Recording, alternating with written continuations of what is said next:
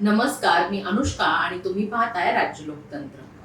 महाराष्ट्रात सध्या एक अत्यंत गंभीर आणि वादग्रस्त प्रश्न चर्चेत आला आहे. मतदार यादीतील विशेष सखोल पुनरावलोकन म्हणजेच स्पेशल इंटेन्सिव्ह रिव्हिजन, ज्याला आपण SIR म्हणून पाहतो, या प्रक्रियेवरून विरोधकांनी सरकारवर थेट लोकशाही धोक्यात आणल्याचा आरोप केला आहे.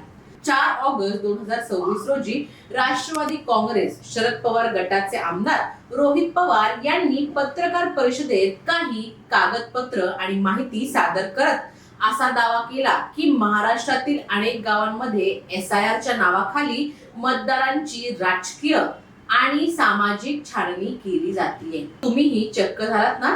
पाहूयात काय प्रकरण आहे. त्यांच्या आरोपानुसार काही ठिकाणी कोण आपला आणि कोण परका याची स्वतंत्र यादी तयार केली जात असून ही माहिती पुढील राजकीय वापरासाठी गोळा केली जाते. हा आरोप अत्यंत गंभीर आहे. आता याबाबत सरकारने नेहमीप्रमाणेच आरोप फेटाळून असं काही नाही किंवा अशी अधिकृत पुष्टीच केलेली नाही. प्रश्न आता असा की SIR ही प्रक्रिया नेमकी आहे तरी काय? निवडणूक आयोग वेळोवेळी मतदार याद्या अद्ययावत करण्यासाठी म्हणजेच अपडेट करण्यासाठी विशेष मोहीम सुरू करतो. मृत व्यक्तींची नावं वगळणं, स्थलांतरित मतदारांची नोंद दुरुस्त करणं, नवीन पात्र मतदारांची नोंद करणं, अशा विविध उद्देशांसाठी ही प्रक्रिया राबवली जाते. निवडणूक आयोगाचं म्हणणं आहे की ही संपूर्ण प्रक्रिया कायदेशीर आहे आणि मतदार यादी अधिक अचूक करण्यासाठी केली जाते. परंतु आरोप असा आहे की याच प्रक्रियेचा वापर राजकीय हेतूंसाठी केला जातोय.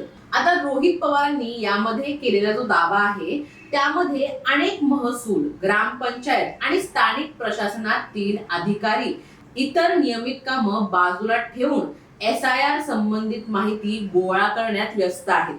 त्यामुळे प्रश्न असा आहे की जर ही केवळ नियमित प्रशासकीय प्रक्रिया असेल तर इतक्या मोठ्या प्रमाणावर सर्व विभागांना प्राधान्याने त्यात का गुंतवलं आहे? गेल्या काही आठवड्यात प्रशासनाने याला असामान्य प्राधान्य दिलं असून इतर विकास कामांवर परिणाम झाल्याच्या तक्रारीही काही ठिकाणी समोर येत आहेत. मात्र याबाबत अधिकृत कारण म्हणून प्रशासनाने मतदार यादी अद्ययावत करण्याची गरज आणि वेळेचं बंधन असं सांगितलंय. आता या वादामुळे आणखी एक मोठा प्रश्न उपस्थित आहे. जर मतदारांची स्वतंत्र वर्गचारी केली जात असेल तर ती कोणत्या निष्कर्षांवर? राजकीय विचार, सामाजिक ओळख, स्थलांतर की इतर कोणतं प्रशासकीय कार्य? आता यामध्ये विरोधकांचा आरोप आहे की भविष्यात निवडणुकीपूर्वी विशिष्ट मतदारांवर लक्ष ठेवण्यासाठी ही माहिती वापरली जाऊ शकते.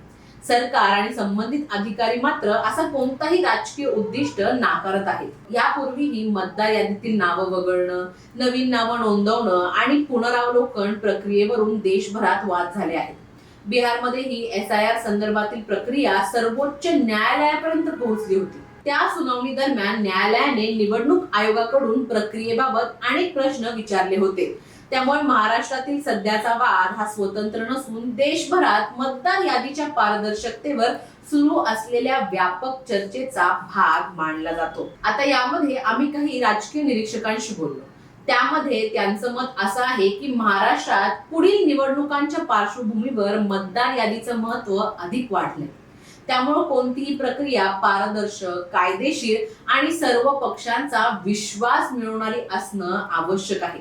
अन्यथा या सगळ्या वादामुळे मतदारांमध्ये अविश्वास निर्माण होऊ शकतो. बऱ्याच निरीक्षकांचं म्हणणं आहे की लोकप्रियता कमी होत असल्यामुळे सरकार आता प्रशासनाच्या माध्यमातून राजकीय फायदा मिळवण्याचा प्रयत्न करत असू शकतो. मात्र या आरोपांना सरकारने अजूनही कोणताही तथ्य आधारित आधार नसल्याचं म्हटलं आहे. आपल्या सर्वांनाच माहिती आहे, लोकशाहीमध्ये मतदार यादी ही केवळ कागदपत्र नसते.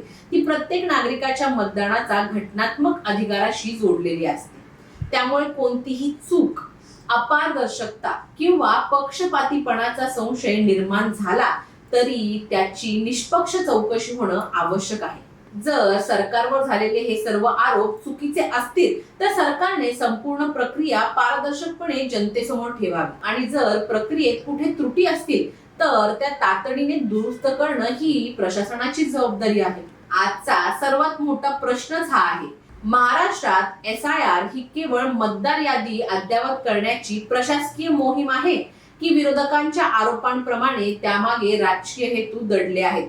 त्याचं उत्तर केवळ आरोप प्रत्यारोपांमध्ये नाही तर पारदर्शक तपास, अधिकृत माहिती आणि घटनात्मक प्रक्रियेतच मिळू शकते. कारण लोकशाहीमध्ये प्रत्येक मतदार हा समान असतो. तो आपला किंवा परका असं नसतं. तो भारताचा एक जबाबदार नागरिक असतो आणि त्याचा मतदानाचा अधिकार हा संविधानाने दिलेला मूलभूत लोकशाही अधिकार असतो. तुम्हाला याबद्दल काय वाटतं? आम्हाला कमेंट्समध्ये नक्की कळवा.